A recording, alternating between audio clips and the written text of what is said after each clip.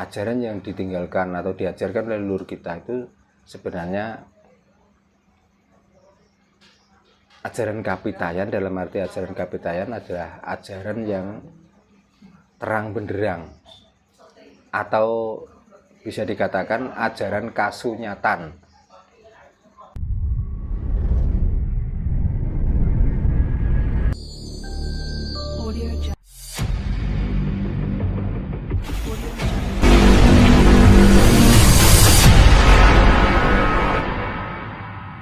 Rahayu.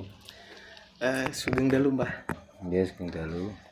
Biasa sadulur Hasana Jawa, saya sekarang sedang mengikuti rutinan malam Senin biasa di rumahnya Mbah Darno. Saya juga ditemenin sama channel Suryo Alam nih, ada Mas Indra juga gitu. Ini biar rame juga gitu kan Mbah. Nah sebelumnya kan Mbah, kemarin setelah saya beres ikut katakanlah sedikit menjelaskan tentang apa itu Raja Kolocokro dan sebagainya. Namun kan setelah durasi habis, Mbah itu sedikit menjelaskan tuh arti-arti atau makna yang sudah ditulis sama saudara semua. Nah, apakah diperbolehkan atau mungkin untuk dijelaskan pada malam hari ini gitu, Mbah? Monggo, Mbah. Ini kangge sedulur-sedulur sedaya ingkang sami rawuh. Sugeng dalu, sugeng pinanggih. Salam rahayu, rahayu, rahayu sagung dumadi, rahayu sagung tumetah, rahayu ingkang pinanggih. Rahayu. Sugeng pinanggihan malih wonten ing papan kula mriki. Nganti acara ingkang sami rutinan setiap malam Senin kita ngempal datang mriki ingkang maksud lan tujuanipun kejawi kita menika melestarikan budaya Jawa, ugi berusaha untuk mencerahkan cara berpikir kita, cara menapaki hidup kita yang mungkin diantaranya dan sebelumnya masih ada yang kurang pas, masih ada yang kurang paham, masih ada yang masih buntu, bahkan ada yang baru pemula untuk memulai belajar untuk mengetahui pemahaman tentang Jawa.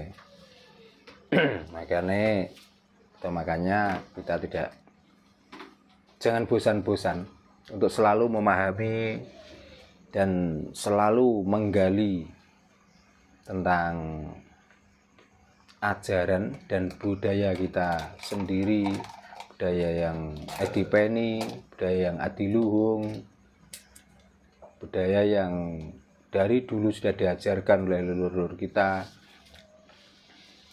supaya kita itu lebih waspada, supaya kita itu lebih paham tentang perjalanan hidup ini, dan yang paling penting adalah supaya kita itu paham tentang yang selama ini diyakini banyak orang tentang berketuhanan yang Maha Esa. Itulah intinya. Kenapa kok kita sebagai orang Jawa, walaupun sebenarnya sudah paham, tapi kok selalu menggali apa atau tujuan? Apakah supaya kita itu lebih pandai? Apakah karena kita semakin paham, kita tuh semakin nyaman dalam menjalankan hidup ini? Dan walaupun begitu, mestinya niat dari kalian semua, saudara-saudara kami semuanya, dan karena ini sifatnya nanti disiarkan di YouTube, saudara-saudara kita yang melihat di YouTube, di samping kita paham, supaya kita nanti juga dalam menjalani hidup ini lebih gamblang, lebih enak, lebih sempurna, lebih bahagia. Nah itulah mungkin tujuan dari kalian semua dan tujuan saya. Kenapa kok begitu? Karena sebenarnya terutama ya saudara-saudara kita sendiri, orang-orang Nusantara ini yang selama ini sudah belajar dengan kapitayan sendiri, juga belajar dari kapitayan dari luar, termasuk belajar dari agama. Tidak sedikit saudara-saudara kita yang masih bingung, yang masih cara berpikirnya itu masih buntu, yang cara menjalani atau menjalankan tentang hidup ini yang masih kurang gamblang, kurang plong.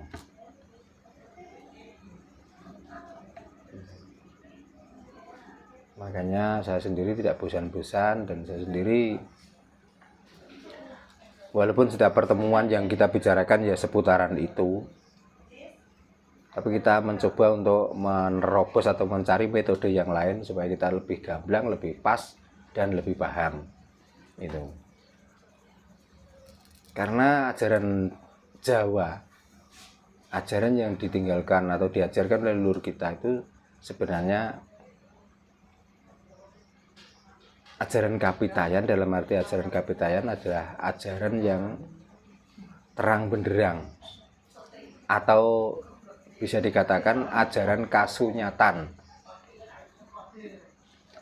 Apa maksudnya kasunyatan? Supaya kita di saat menyebut nama, baik itu nama teman, baik nama saudara, baik nama bapak, baik nama siapa saja, di dalam ilmu kapitayan kita harus paling tidak mengetahui siapa yang punya nama itu. Jadi nggak hanya sekedar mengenal namanya, tapi kita tidak tahu siapa atau sebenarnya yang punya nama itu. Nah kadang-kadang kita itu cuman dipaksa, kamu harus percaya nama ini. Dengan percaya nama artinya kamu itu sudah beriman.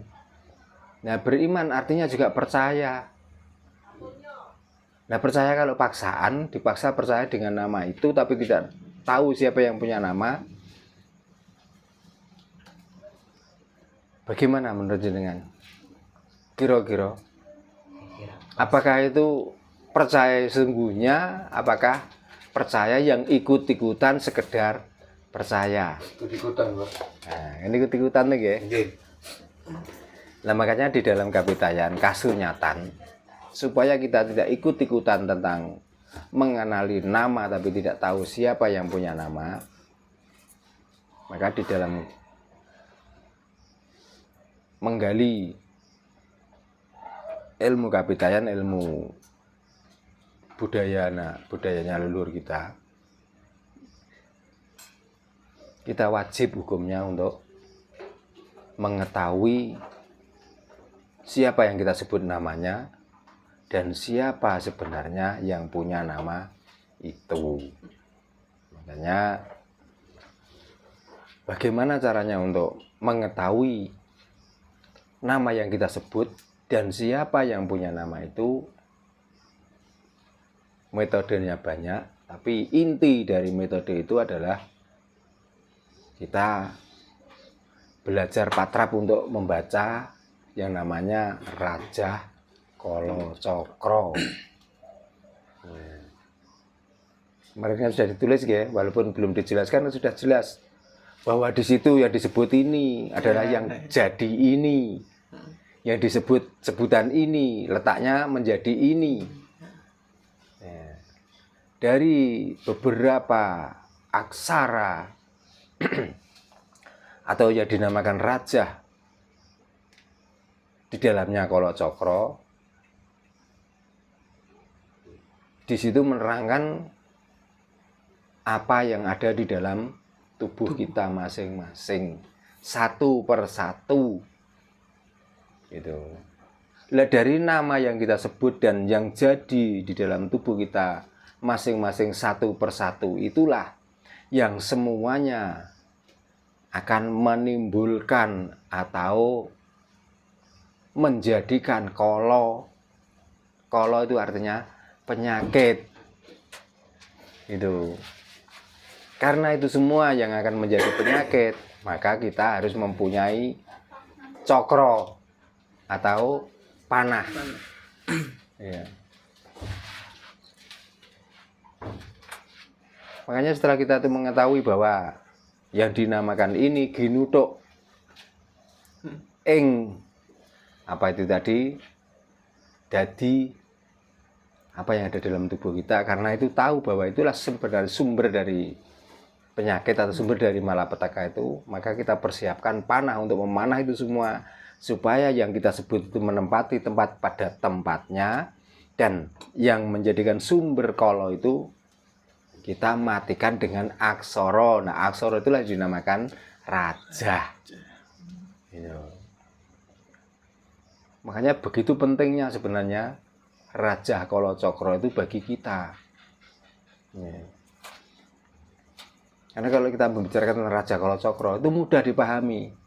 Tapi kalau sudah memahami pemahaman yang dari luar, mungkin kita hanya bisa membaca tapi tidak paham apa yang dimaksud di tulisan itu, sehingga kita berlomba-lomba hanya untuk membaca. Tapi di saat ditanya, yang kamu baca itu tujuannya untuk apa? Ya maaf, bukannya kok istilahnya tuh madani, apa madani bahasa Indonesia ini? Bukan menyamakan, madani, nggih madani bisa menyamakan. Tapi ada bahasa kasarnya, Pak. Ya. Menghujat atau menghina, bukan seperti itu. Jadi kalau orang itu sudah paham, tidak merasa dihina kok, tidak merasa dihujat. Bagi orang yang tidak paham itulah yang merasa itu hinaan, itu merendahkan, dan lain sebagainya. Gitu. Makanya kita tuh enak mana toh? Kita itu hafal tapi tidak paham, dibanding dengan kita itu tidak hafal tapi paham. Walaupun kita tuh membaca, enak mana? Enak paham. Enak paham walaupun membacanya belum seberapa bisa toh. Tapi kan kebanyakan yang di sini di Nusantara ini ya terutama. Kalau Nusantara itu luas ya. Kadang sering diharuskan, kebanyakan tuh harus menghafal toh. Masalah paham urusan belakang, yang penting kita hafal. Ini loh. Nah kalau kita jangan, yang kita paksa harus paham walaupun tidak hafal.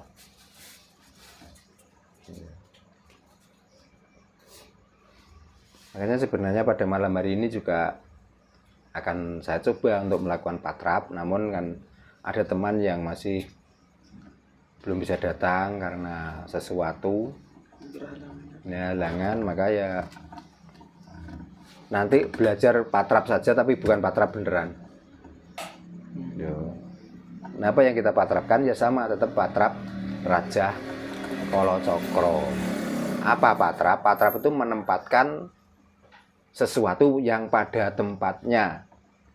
Nah, yang menempatkan sesuatu pada tempatnya karena itu ada bacaan. Lah bacaan itulah yang akan menjadi panah atau menjadi senjata untuk membunuh atau menghilangkan kolo atau yang dinamakan penyakit itu. Itu maksudnya.